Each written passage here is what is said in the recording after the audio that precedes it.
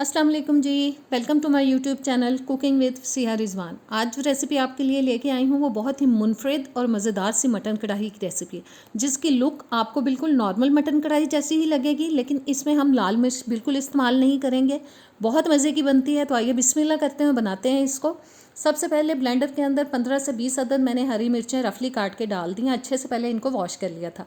4 बड़े साइज़ के टमाटर, उनको भी मैंने रफली काट लिया है। अब मैं वो डाल रही हूँ ब्लेंडर के अंदर।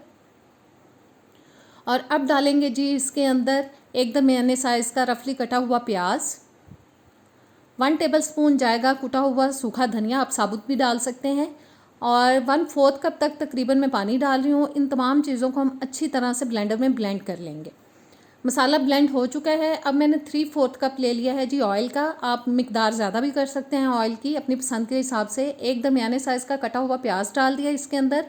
और अब हम इसको ब्राउन करेंगे। इतना ब्राउन करेंगे कि मीडियम ब्राउन सा कलर आ जाए इसके अंदर, बहुत डार्क कलर नहीं लेके आना। और बस इसको बीच बीच में हिलाते जाएंगे और दरमियानी आंच पे मैं इसको पका रही हूँ। जैसे ही इसके अंदर मीडियम ब्राउन कलर आएगा, फिर हम बाकी की चीज़ें इसके अंदर ऐड करेंगे। जैसा कलर चाहिए था वो आ चुका है। अब मैं 1 kg डाल रही हूँ इसके अंदर मटन। और अब अच्छी तरह से मटन को हम फ़ौरन से हिला देंगे ताकि वो पैन के साथ चिपकना ना बोटियाँ शुरू हो जाएं। और बस अच्छी तरह से चम्मच की मदद से इसको हिला देना है। और थोड़ा हिला लेने के बाद अब डालेंगे जी इसके अंदर हम अदरक और लहसुन का पेस्ट, जो कि मैं डाल रही हूँ तकरीबन 1.5 टेबलस्पून। और अब हम इसको फ्राई करेंगे 3-4 मिनट के लिए। बीच बीच में हिलाते जाएंगे, चम्मच चला के बोटियों की साइड को हम चेंज कराते जाएंगे। दरमियानी आंच पे हम इसको पका रहे हैं। और बोटियों को इस तरह से हिलाना है कि हर साइड से इक्वली ये पक जाए और इनका कलर जो है वो बिल्कुल चेंज हो जाए। बस बोटियों की साइड चेंज करा करा के हमें 3 से 4 मिनट के लिए गोश्त को फ्राई करना है अच्छी तरह से। और देखें, मैं बोटियों की साइड चेंज कराती जा रही हूँ ताकि हर साइड से इसका कलर जो है वो चेंज हो और अच्छी तरह से ये फ्राई हो।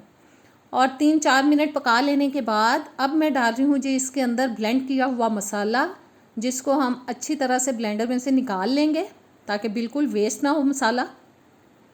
बहुत ज़बरदस्त रेसिपी, आप इसको ट्राई करेंगे तो आप मुझे इंशाल्लाह ताला दुआएं देंगे। बहुत मज़े की बनती है। 8 से 10 मिनट के लिए अब इसको हम दरमियानी आंच पे पकाएंगे। बीच बीच में चम्मच चलाते जाएंगे ताकि लगे ना मसाला। तब तक पकाना है जब तक कि जो पानी है वो बिल्कुल ड्राई हो जाए, क्योंकि प्याज और टमाटर के अंदर अपना भी पानी होता है, तो लिहाजा पानी थोड़ा सा ज़्यादा हो जाता है। इसलिए इसको अब हमें पकाना है पानी, ताकि खुश्क हो जाए और ऑयल थोड़ा निकलना शुरू हो जाए। और देखें, मैं बीच बीच में चम्मच चलाती जा रही हूँ थोड़ी थोड़ी देर के बाद, ताकि बीच में से ये लगना ना शुरू हो जाए। और पानी तकरीबन खुश्क हो चुका है। और अब डालेंगे जी इसके अंदर नमक हस्बे ज़ायका, 1 टेबलस्पून डालेंगे इसके अंदर ज़ीरा पाउडर। और फिर से हम अच्छी तरह से इसको हिला देंगे ताकि नमक और ज़ीरा अच्छे से मिक्स हो जाए।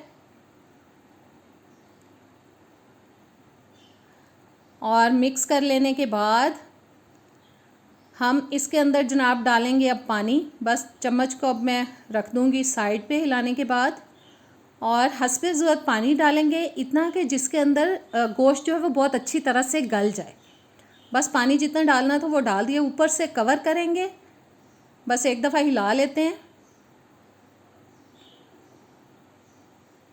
और हिलाने के बाद ऊपर से अब मैं इसको कवर कर दूंगी, ढक्कन दे दूंगी, और इसको हम गलने तक पकाएंगे। तकरीबन 30 से 35 मिनट लगे हैं गोश्त को गलने में। ढक्कन मैंने उतार दिया है, गोश्त मैंने चेक कर लिया, बहुत अच्छी तरह से सारी बोटियां गल चुकी हैं।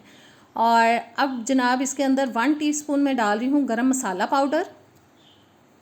और देखें, लाल मिर्च मैंने इसके अंदर बिल्कुल इस्तेमाल नहीं की। 4 से 5 अदद मैंने हरी मिर्चें लेके उनको मोटा मोटा काट के डाल दिया है।